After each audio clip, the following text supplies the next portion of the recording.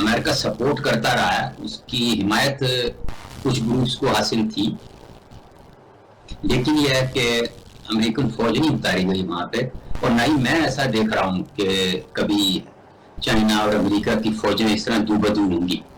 تو یہ technological warfare ہے، کبھی وہ ایک کے 1.5 پوائنٹ اوپر ہو جاتے ہیں تو کبھی 2.5 دوسرے کے ہو جاتے ہیں. اب روز ایک خبر آ رہی ہے، کبھی پتہ لگتا ہے کہ چائنا نے کوئی نیا بیلسٹک میزائل ٹیسٹ کر لیا ہے تو اس کی برتری ہو گئی. پھر اطلاع یہ آتی ہے کہ امریکہ نے کسی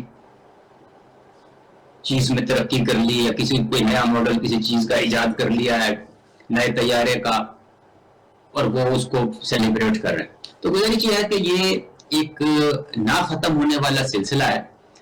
دفاعی انڈسٹری بھی جو ہے وہ بھی ایک T20 کی طرح آج کل کام کر رہی ہے. صبح شام ہم اور آپ یہی خبریں دیکھ رہے ہیں اور رپورٹ کر رہے ہیں، اس پہ ڈسکس کر رہے ہیں. کبھی کسی کا ڈرون جو ہے وہ بہتر آ جاتا ہے مارکیٹ میں تو شور مچ جاتا ہے، کسی کا میزائل جو ہے وہ تیز رفتار ہوتا ہے تو پھر جناب ہاکار مچ جاتی ہے، اور کسی کا کوئی بحری جہاز جو ہے وہ لانچ ہوتا ہے تو پھر میڈیا کو بات کرنے کا موقع مل جاتا ہے.